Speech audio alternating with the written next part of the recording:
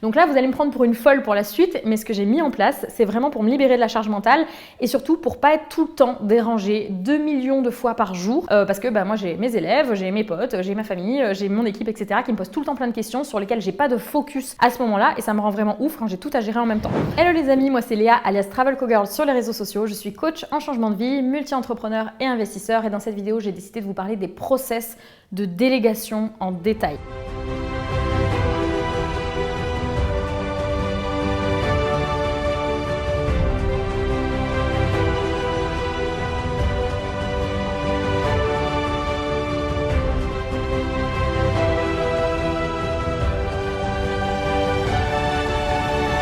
Alors cette vidéo elle s'adresse plutôt aux personnes qui sont déjà un petit peu avancées, mais si vous venez juste de démarrer, c'est pas grave, ça vous donnera la vision pour plus tard.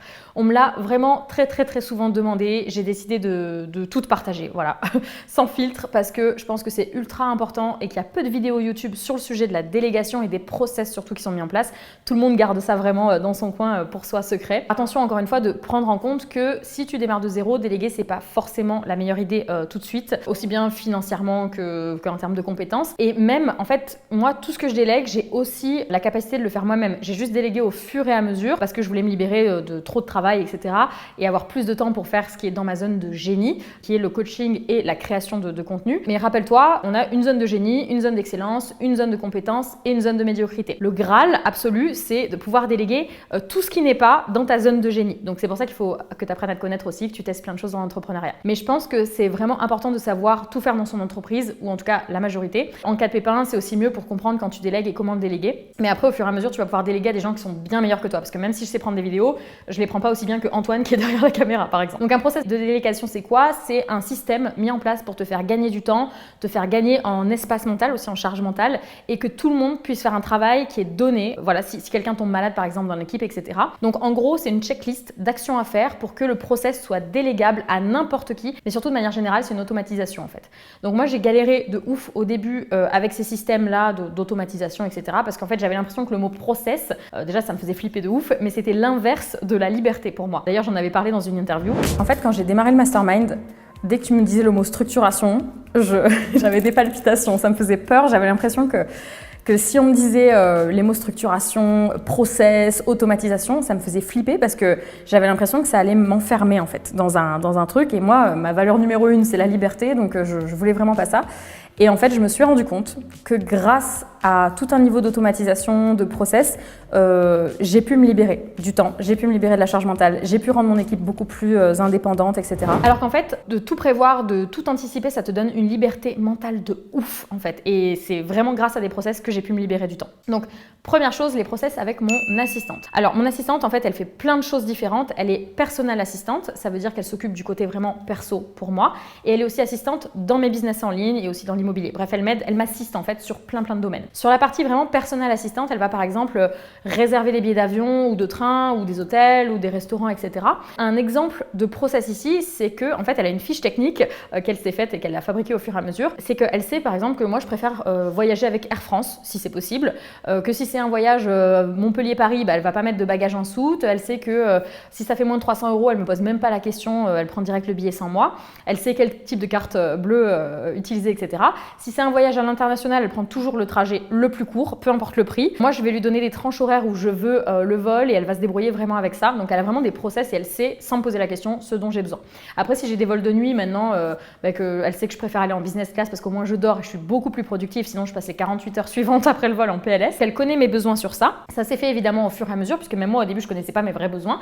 Et elle s'occupe en personnel assistante aussi de me commander tout ce qui est des trucs sur Internet, de relire des contrats, d'appeler Free, EDF, les assurances, etc. Enfin, tous les trucs chiants qui prennent du temps et qui nécessitent pas vraiment que je sois là si elle a tous mes numéros de contrat et qu'elle se fait passer pour moi. Donc là, vous allez me prendre pour une folle pour la suite, mais ce que j'ai mis en place, c'est vraiment pour me libérer de la charge mentale et surtout pour pas être tout le temps dérangée 2 millions de fois par jour parce que moi, j'ai mes élèves, j'ai mes potes, j'ai ma famille, j'ai mon équipe, etc. qui me posent tout le temps plein de questions sur lesquelles j'ai pas de focus à ce moment-là et ça me rend vraiment ouf quand j'ai tout à gérer en même temps. Donc en fait, par exemple, avec mon assistante, on a une conversation WhatsApp pour les urgences, mais tout se fait, en fait, tout le reste se fait sur Notion. On a plusieurs canaux canaux en fait sur Notion, plusieurs conversations. Comme ça, moi je vais sur Notion quand je veux et je choisis quand je bosse, quand je dois subir entre guillemets plein d'informations et que j'ai pas une tonne de messages à la minute, etc. qui me prennent la tête. Alors j'ai plusieurs business et clairement je peux pas tout gérer en même temps. Je fais chaque chose en son temps, sinon moi ça me rend complètement dingue. C'est impossible de tout gérer. Donc sur WhatsApp par exemple, elle va me faire jamais de vocaux. Elle fait tout à l'écrit parce que elle adore les détails. C'est pour ça qu'elle est assistante aussi. Elle est super forte là-dedans. C'est ultra important pour elle. Mais genre le nombre de bouteilles de jus d'orange à une immersion, etc.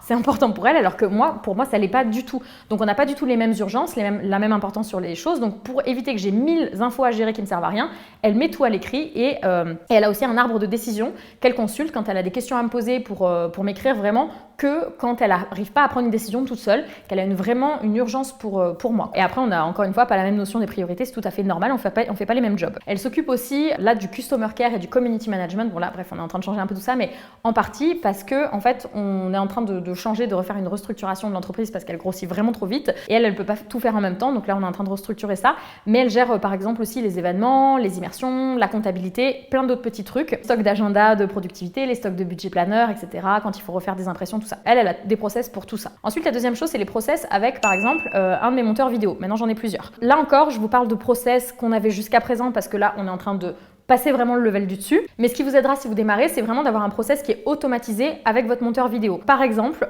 pour YouTube, nous, on a un tableau. On fait ça aussi sur Notion, vous pouvez faire ça sur Google Sheet ou comme vous voulez, mais faites-le du plus simple possible. Je vais mettre mes titres de vidéos YouTube, les dates de sortie YouTube, quand est-ce que je les tourne. Je vais mettre les liens ensuite en WeTransfer par vidéo pour que mon monteur, il ait juste à les prendre. Je mets aussi dans ce tableau-là les tags que je veux sur ma vidéo YouTube, les types de titres, ce que je veux sur la miniature, la description qui doit se trouver dedans, etc. Lui, une fois qu'il a reçu le lien, qu'il l'a retravaillé, il va me le remettre sur le tableau. Moi, je vais le revoir, lui dire quoi améliorer, etc. On va vraiment tout faire sur Notion et il va aussi me montrer des idées de miniatures qu'il a trouvées. Moi, je vais choisir. Donc, chacun sait ce qu'il a à faire au moment où l'autre a fini de bosser en fait. C'est vraiment au fur et à mesure. Une fois qu'on a une vidéo YouTube qui est créée, cette fois-ci, ça passe entre les mains d'une autre personne qui va me faire les timelines en fait sur mes réels YouTube. C'est-à-dire qu'on prend des vidéos YouTube et en fait, on les transforme en réels pour Instagram. Donc, la personne, elle va checker les vidéos YouTube. Elle va dire, OK, de temps à temps, c'est intéressant, etc. Elle va travailler ça avec les timelines en prenant les lignes de temps pour que ça fasse 1 minute maxi. Elle va les renvoyer au monteur qui va recouper la vidéo à nouveau, qui va le remettre au format Instagram, format réel et qui plug tout à nouveau, qui retélécharge tout dans le tableau. Et moi, j'ai juste à récupérer les réels ensuite et à les poster selon mes envies ou ma stratégie du moment. Donc ça, c'est vraiment un des trucs qui m'a enlevé une épine du pied de ouf depuis que je suis entrepreneur. La troisième chose, c'est les process avec ma copywriter ou copywriteuse d'ailleurs. Depuis quelques mois, en fait, j'ai une personne qui me gère aussi une partie des emails et des newsletters parce que ça faisait vraiment beaucoup trop de boulot pour moi. Et rappelons que moi, je veux rester dans ma zone de génie. Ma zone de génie, c'est le coaching, la création de contenu vidéo. Tout le reste, c'est des choses qu'il faut que je me débrouille de déléguer en fait, tout simplement. On va avoir, pareil, un tableau sur Notion avec les tâches de chacun, qui trouve le sujet, qui écrit le mail, qui relit le mail, qui met en page, qui programme le mail. Et moi, en fait, je reçois à la fin le mail test directement dans ma boîte mail pour valider le contenu, valider si les liens fonctionnent, etc. Donc voilà, ça c'est encore une autre façon de fonctionner. Ensuite, il y a les process avec les sélectionneuses officielles de l'académie. Alors, on appelle ça aussi des closers. Moi, j'aime pas trop ce mot parce que c'est pas vraiment ce qu'elles font puisque ce sont des élèves de l'académie qui ont vécu l'académie, qui connaissent l'académie par cœur et qui ont monté des business aussi en tant qu'élèves et qui m'aident à sélectionner les futurs élèves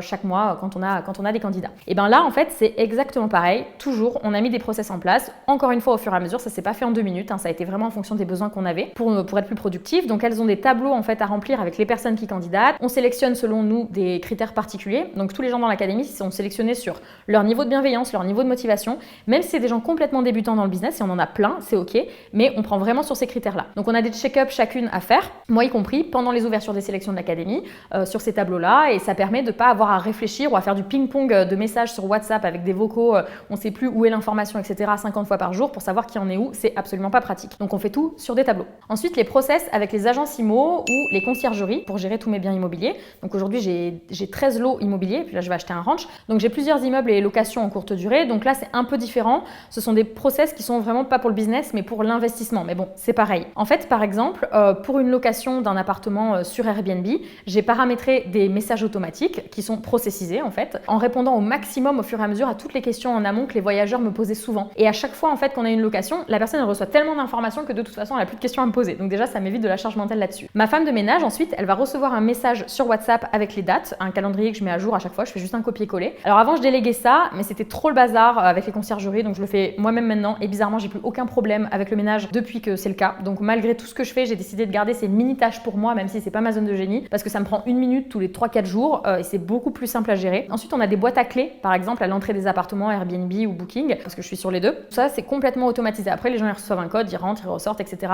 La femme de ménage, elle sait quand est-ce qu'elle doit faire les choses, etc. Concernant les locations de longue durée, les agences, elles ont pour consigne de ne pas me prévenir s'il y a des travaux à faire qui font moins de 300 euros. Moi, je veux pas le savoir. En fait, je veux pas être embêtée pour moins de 300 euros. Donc, si c'est plus, elle m'envoie un mail. Je veux pas être appelée pour ça. Elle m'envoie un mail avec le devis, je valide et point. Je reçois les loyers après tous les mois. Ça, c'est complètement automatisé, complètement réglé. De temps en temps, on refait un point, mais c'est rare. Niveau comptabilité, dès que je reçois une facture, je la transfère immédiatement par mail à mon assistante, que ce soit dans tout ce qui est gestion LMNP, location courte durée, etc. ou la compta de mes sociétés. Ensuite, les process avec les personnes de manière générale qui bossent avec moi, parce que j'en ai plein. Je vous ai parlé des gens qui sont là souvent, mais sinon, on a aussi des photographes, des vidéastes, récemment une online business manager, une autre qui va gérer les webinaires, etc. Et pour toutes ces personnes, j'ai des processus, en fait, vraiment des process de recrutement avec une liste de points que je vais checker, une liste de ce que j'attends, une liste de valeurs que je veux chez la personne. Je vais directement tester aussi la réactivité des gens avant même qu'ils bossent avec moi. C'est super important pour moi, donc je fais des petits tests comme ça. Et quand les gens rendent leur taf à la bourre, moi, ça me rend complètement ouf parce que ça me bloque après sur tout le reste. Et moi, quand je suis focus sur un truc, j'ai besoin que ce soit fini, que ce soit fait vite. Donc en fait, on met direct des process en place pour échanger directement, souvent sur Notion, etc. Et pas du ping-pong par message ou par Slack ou par WhatsApp. J'évite vraiment ça au maximum. Voilà, j'espère que cette vidéo, elle t'aura aidé à visualiser comment peut fonctionner une entreprise qui est déjà un petit peu avancée. Des entreprises de toute façon comme les miennes. Évidemment, quand tu démarres ce genre d'entreprise, ce genre d'usine à gaz, ça te fait sûrement très peur. C'est complètement ok, c'était le cas pour moi aussi. Mais en fait, au fur et à mesure, tu vas pouvoir mettre des process en place qui vont beaucoup t'aider. N'hésite pas à liker la vidéo si tu veux d'autres vidéos aussi poussées sur le sujet. Abonne-toi, je te dis à très vite. Ciao!